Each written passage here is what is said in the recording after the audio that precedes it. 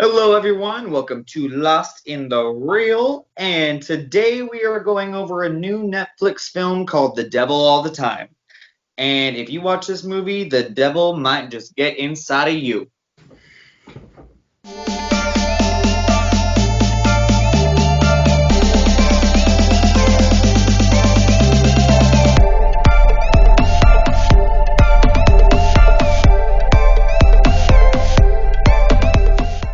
My name's Devin. I am your co-host, and this is the lovely Shawn, as always. Today we're talking about The Devil All the Time.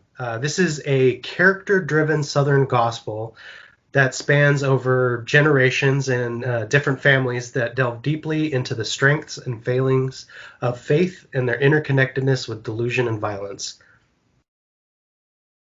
Whew. Uh, the story follows a young man who is dealing with his faith and also the faith of the others around him, but also dealing with the coping mechanisms that come with the sins of his father. And also, we get a whole story about a serial killer couple who is finding a sick tranquility in the ritualistic murder of strangers, and things get crazy from there. This film is directed by Antonio Campos, who directed this insane film way back in the day, in his indie days, called After School, with a very young Ezra Miller, who's now the Flash. And then also he wrote it with his brother, Paulo Campos. And it stars a whole shit ton of actors. We're talking about Robert Pattinson, Tom Holland, Bill Skarsgard, Haley Bennett, Riley Keough, Harry Melling, Dudley Dursley, Sebastian Stan, Mia Wasikowska, Eliza, Scanlan, and Jason Clarke. This is such an incredible cast, just starting out. I think the important thing about a character-driven anything is the characters, obviously. But each actor plays their character so well. And one of the things that I really like about this movie is you feel like every actor gets their character's amount of time in, and they use their time very well each time they're on screen, because it does move from character to character quite a bit, with the exception, I would say, of Tom Holland, who's kind of the mainstay of the film. And exactly what you're saying, I feel, but that is something that I love about the film, but something that I don't like about the film too. Like, it's one of my few problems that I have with it. But the good things about it is you really delve deep into each and one of these characters. I mean, starting off with, Tom Holland's character when he's young and his parents and how these other characters meet. And I thought the beginning set it up so well to really care about these characters. And then when you start seeing the violence that erupts afterwards, I don't know. I just think it is, if you have the patience for a character driven drama, then you're going to love this movie. It's based on a book, and the runtime's, well, it's like 2 hours and 22 minutes or something, something around there. And it feels so jam-packed with content. It's like you're reading a book. So they really are efficient with their time. There's a flaw with that, though, in the movie, and it's that you really don't have time to digest what just happened before something else is happening. And there's really no way that you can't have your cake and eat it in this situation. You can't put all of the content that you want to put in and have time to digest that unless you want a 4-hour movie.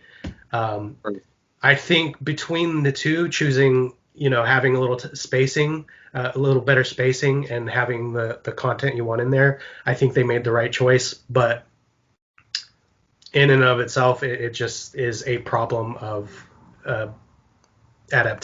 book adaptations into film. Definitely. I want to talk about the omnipresent narrator, and I've read a lot of reviews about this film, and a lot of people were kind of upset that there was a narrator during it. I actually loved it. I think that it was kind of an important part because reading a book, you kind of are able to get into the mind of each character, whereas in a movie, you just see the outside. And to have a narrator, I think it really worked for this film, especially in a couple of scenes. And you brought it up, and we'll bring it up in a little bit, about one moment in the film. But I thought that the narrator was a really effective piece of work, and the fact that the narrator is the writer of the original book, I just thought that that was like, the cherry on top of the fucking sundae. It was great.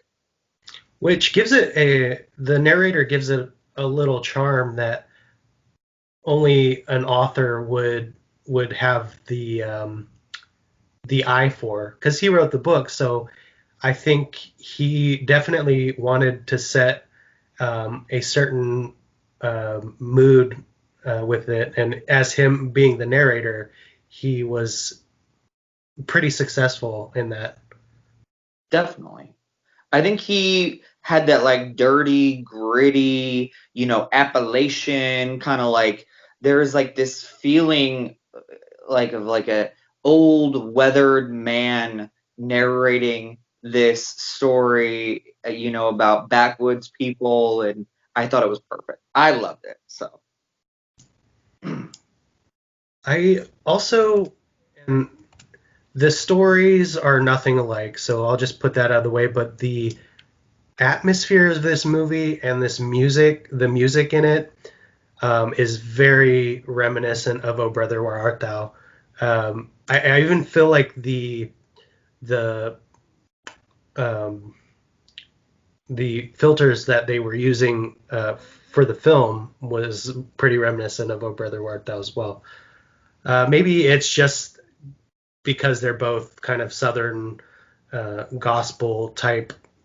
They have a lot to do with faith, and they have a lot of that music that just you naturally draw those comparisons. But it made me like the movie more, I think. yeah.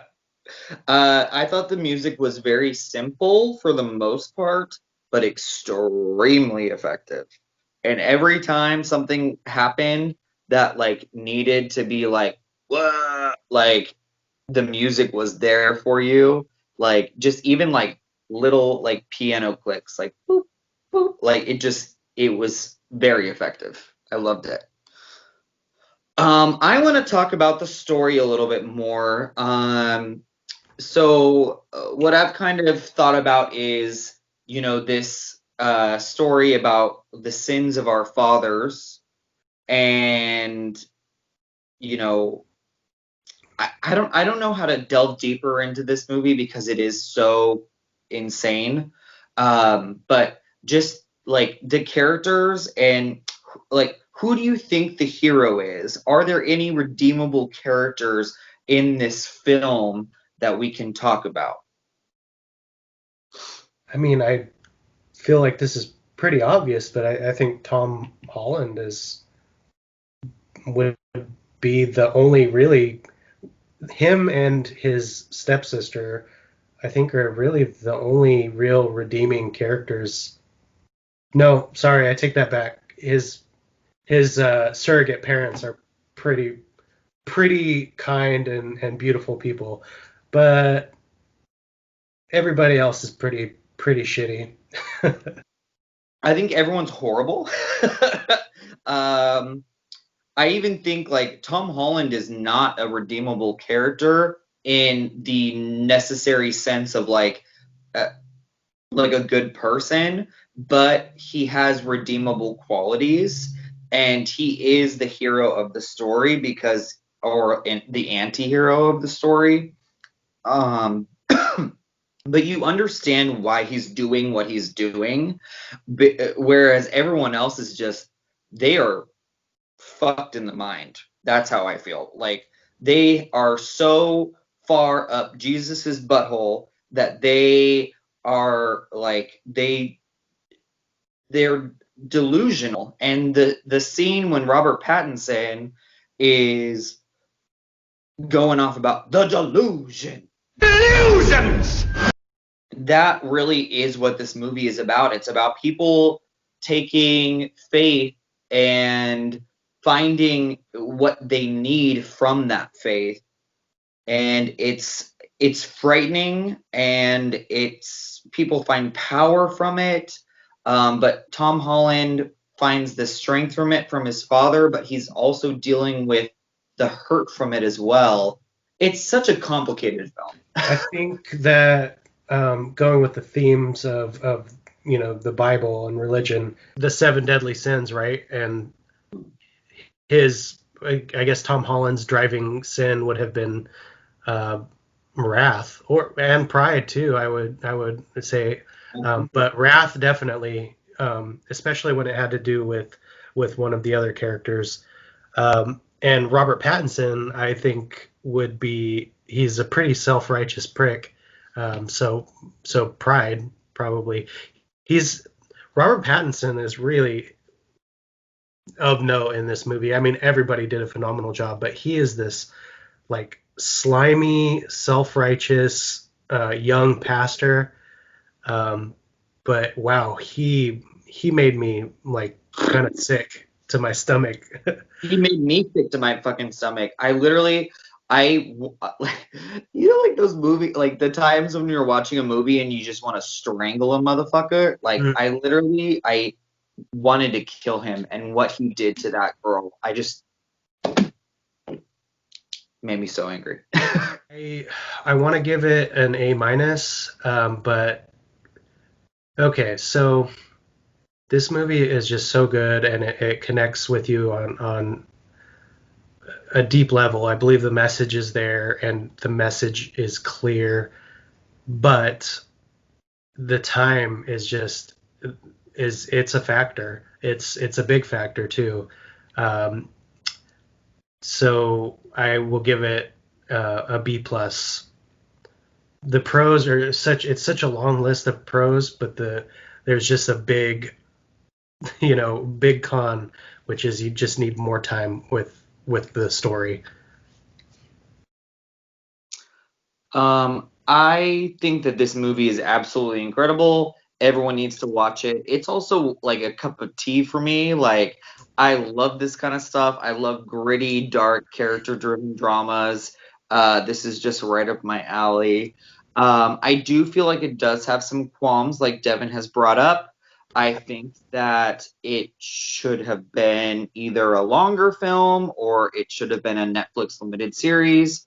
And the serial killer storyline, to me, even though it is part of the book, I didn't really need that. I wanted more Tom Holland. I wanted more of his sister and that kind of storyline. But at the end of the day, I freaking love this movie. I think it is absolutely amazing, and I will also be giving it a B+. All right, guys, this was Lost in the Reel. Please like, comment, and subscribe. We'd really love to know what you have to say. We'd love to hear your own opinions about the movie. Your opinions help us as film critics as well, so please don't be shy. Thank you. Thank you so much, guys. We will see you soon. Take care. Bye-bye.